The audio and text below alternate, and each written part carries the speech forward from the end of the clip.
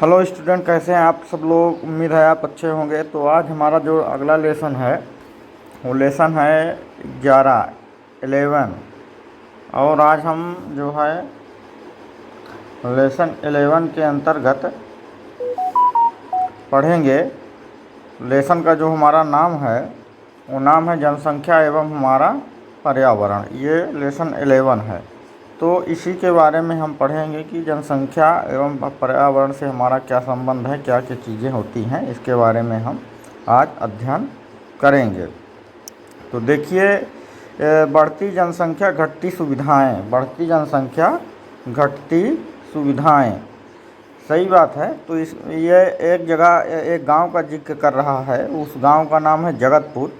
जगतपुर एक गांव था जहां जो गांव की सुख सुविधाओं से युक्त था। लोगों के पास खेती करने के लिए पर्याप्त भूमि थी, सभी को चिकित्सालय की सुविधा मिलती थी, शिक्षा, आवास, यातायात की सुविधाएं आसानी से उपलब्ध होती थी। लेकिन धीरे धीरे क्या हुआ कि जगतपुर गांव की जनसंख्या बढ़ने लगी और लोगों की आवश्यकताएं बढ़ने लगी।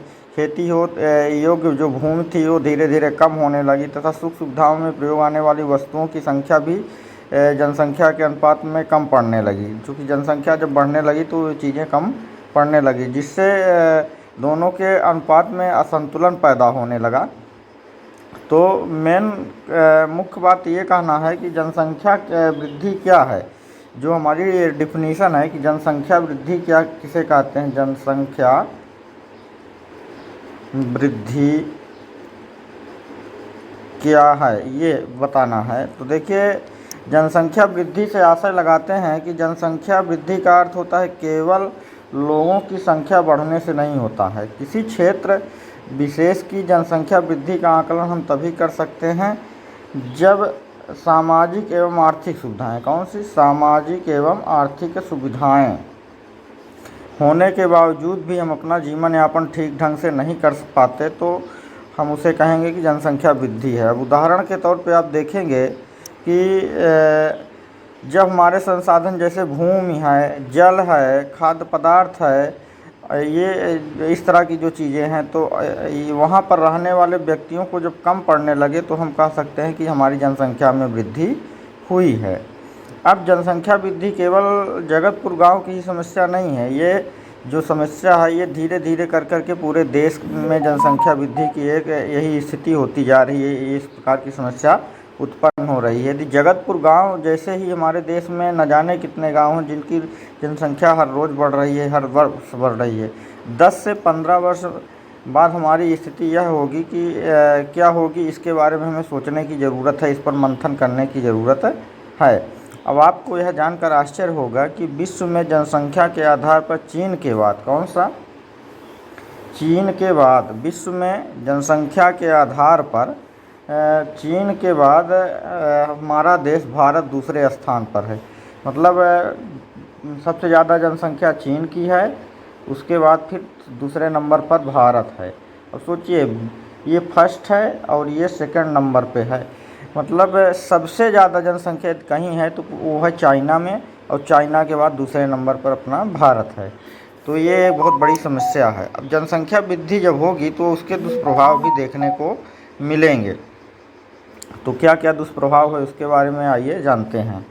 अब पेड़ पौधे, जीव जंतु एवं मानव के बीच क्या है, एक प्राकृतिक संतुलन रहता है। प्रकृति का यह नियम है कि वनस्पति एवं प्राणी पर्यावरण के अनुसार अपने को समायोजित कर लेते हैं। यदि पर्यावरण में जरा सी भी परिवर्तन होता है तो उसका प्रभाव जैसे पेड़ पौधे, जीव जंतु एवं मानव, पशु पक्षी सभी पर देखने को मिलता है। बढ़ती हुई आबादी से पर्यावरण के अस्तित्व खतरे में पड़ता जा रहा है। पर्यावरण के अनवरत रूप से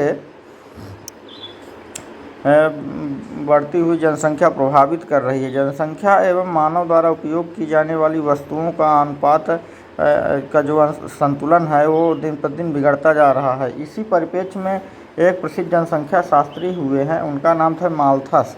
तो माल्थस ने काफ़ी रिसर्च किया, अध्ययन किया। उसके बाद उन्होंने ये सिद्धांत बताया कि जनसंख्या हमारी जो है वो हमेशा जो है ज्यामितीय क्रम में बढ़ती है। मतलब हमारी जो खाद्यान्न सामग्री है वो जो अंक गणती क्रम में, कैसे अंक गणती क्रम में, अंक गणती क्रम कैसे 1 2 3 4 5 इस तरह से हमारी अंक गणती क्रम में हमारी जनसंख्या खाद्यान्न सामग्री बढ़ती है। लेकिन जो हमारी जनसंख्या की वृद्धि है वो ज्योमती क्रम में, किस क्रम में, ज्योमती क्रम में। ये देखिए यहाँ पे ज्योमती क्रम, ज्योमती क्रम क्या है, जैसे 2 4 6 8 इस तरह से 10 12 इस तरह से हमारी जो है जनसंख्या मतलब 8 16 12 नहीं 16, तो इस तरह से हमारी जनसंख्या में वृद्धि होती है। अब जब इस तरह से जनसंख्या में वृद्धि होगी तो इसका प्रभाव हमारे रहन सहन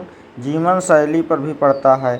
तो माल्थस ने यही विचार दिया है कि जो जनसंख्या में हमारी जो वृद्धि होती है वो हमेशा जो है ज्योमती क्रम में होती है, और खाद्यान्न सामग्री में जो हमारी वृद्धि हो रही है वो अंकगणितीय क्रम में हो रही है। ये देखिए यहाँ पे अंकगणितीय क्रम लिखा है, यहाँ पर ज्योमती क्रम लिखा है।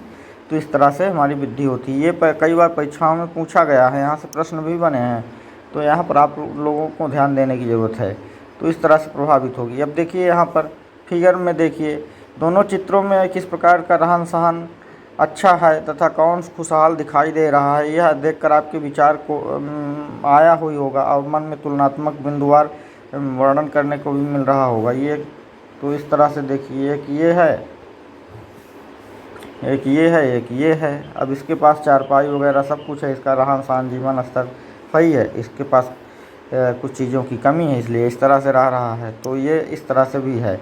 अब जनसंख्या वृद्धि से कौन कौन सी समस्याएं उत्पन्न होंगी, तो देखिए जनसंख्या वृद्धि से कई समस्याएं उत्पन्न होती हैं। पहले तो जो समस्या है वो खाद्यान्न की समस्या उत्पन्न होगी, खाने पीने की चीज़ों में कमी होगी। दूसरी जो समस्या होगी आवास की समस्या होगी, रहने के लिए भी दिक्कत होगा।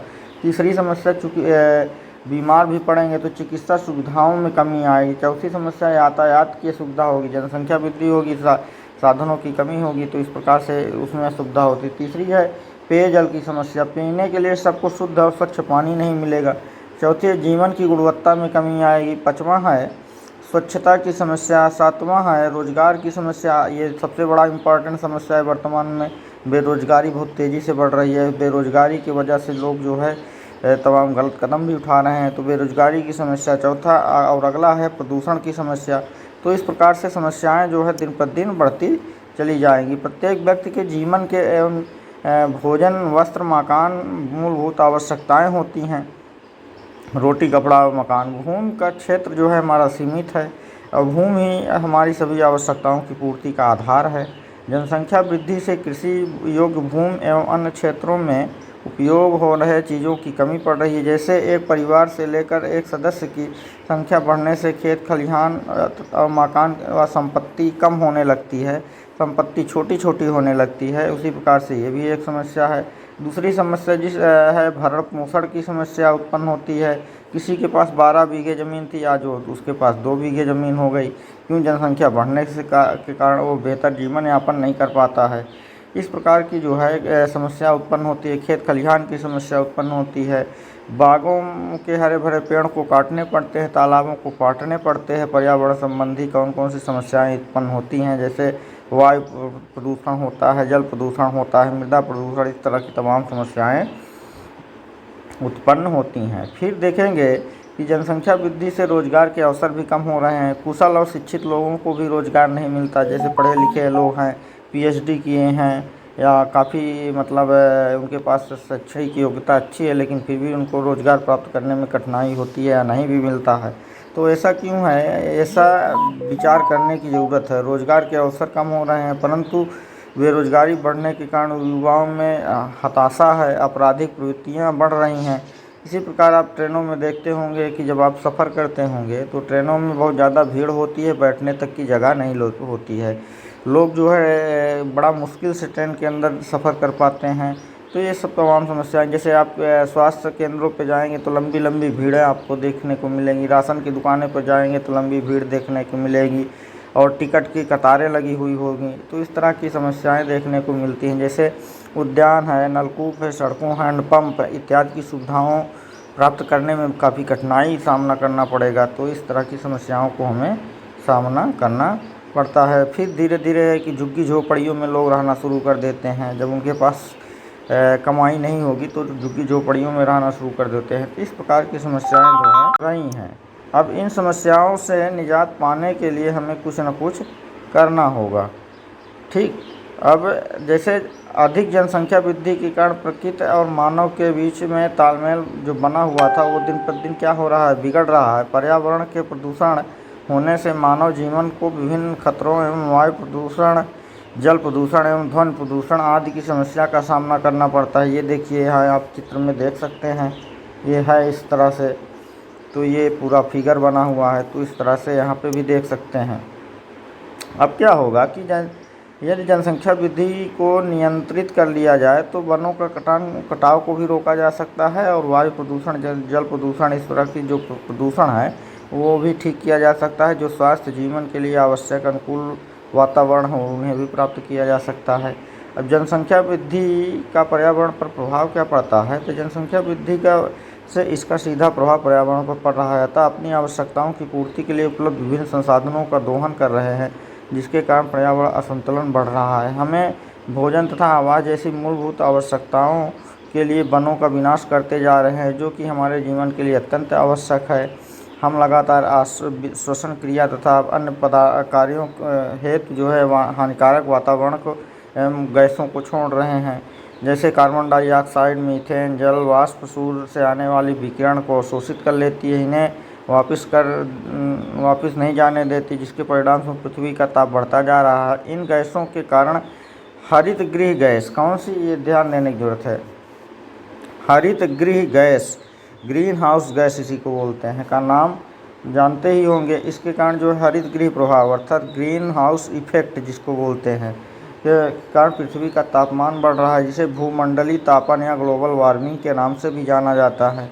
तो यहाँ से भी दिक्कत हो रही है। पृथ्वी पर उपस्थित हरे पेड़ पौधे इस कार्बन डाइऑक्साइड गैस को अवशोषित करके भोजन बनाते हैं तथा हमें ऑक्सीजन गैस प्राप्त करते हैं, जिसके द्वारा हम सांस लेते हैं। पेड़ पौधे पर तापमान का नियंत्रण करते हैं, परंतु हम लगातार पेड़ पौधों को काटकर इस संतुलन को बिगाड़ रहे हैं। लोग समस्या एवं सुखी जीवन व्यतीत करने के लिए तो इस तरह से तमाम दिक्कत है, टेलीविज़न, फ्रिज, इन सब का प्रयोग कर रहे हैं। जनसंख्या वृद्धि से देखिए अब हमारी ऐतिहासिक इमारतें भी प्रभावित हो रही हैं, तो इनसे भी हमें निपटने की ज़रूरत है। अब कैसे प्रभावित हो रही हैं कि चूँकि हमारा जो वातावरण प्रदूषित है, तो इनमें से तमाम ऐसी गैसें निकलती हैं जो वायुमंडल में मिलती हैं, जिसकी जब बारिश होती है तो वो आती हैं तो नाइट्रोजन ऑक्साइड जल वर्षा के साथ मिल करके सल्फ्यूरिक अम्ल, नाइट्रिक अम्ल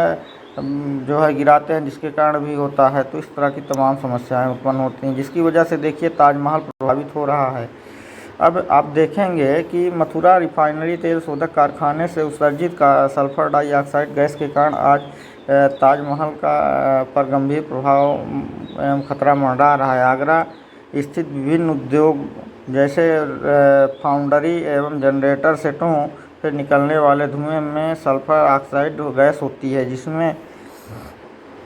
जिससे क्या होता है कि ताजमहल की सुंदरता को खतरा होता है। ताजमहल को प्रदूषण से बचाने के लिए सुप्रीम कोर्ट में समय समय पर दिशा निर्देश जारी किया, जैसे ताजमहल के आसपास स्थित कारखानों को शहरों से दूर स्थापित करना, आवास की समस्या, इसके आसपास बहुमंजिला इमारतों का निर्माण पर रोक लगा दी गई। अच्छा, जनसंख्या नियंत्रण एवं महत्व क्या है, तो जनसंख्या को नियंत्रित करना बहुत ज़रूरी है।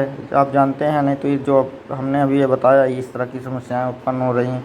इसके लिए व्यक्तिगत प्रयास करना चाहिए, हमें खुद भी जागरूक होना चाहिए, हमें अपने छोटा परिवार रखना चाहिए इस तरह के। और दूसरी बात, सामुदायिक एवं सरकारी कार्यक्रम जो चलाए जा रहे हैं, नसबंदी, इन सब चीज़ों को भी अपनाना चाहिए, जिसकी शिक्षा का व्यापक प्रचार प्रसार करना चाहिए। परिवार नियोजन के प्रति जागरूक रहना चाहिए, बाल विवाह नहीं करना चाहिए, स्वास्थ्य सेवाओं, मनोरंजन के साधनों में वृद्धि करना चाहिए, दूरसंचार साधनों से लोगों को जोड़ना चाहिए। तो इस प्रकार से नुक्कड़ सभाओं के माध्यम से जोड़ना चाहिए। अभी देखिए, जनसंख्या वृद्धि की लोगों को जागरूक करने के लिए विश्व जनसंख्या दिवस, वर्ल्ड पॉपुलेशन डे 11 जुलाई को मनाया जाने लगा। इस प्रकार से जनसंख्या के दृष्टि से संसार के आधे से अधिक लोग एशिया में रहते हैं, और ऑस्ट्रेलिया की जनसंख्या जितनी है उतनी भारत में प्रतिवर्ष क्या होती है, बढ़ जाती है। तो इस लेसन में आप लोगों ने इतना पढ़ा। अब इसके कुछ अभ्यास प्रश्न हैं, उसको देख लीजिए।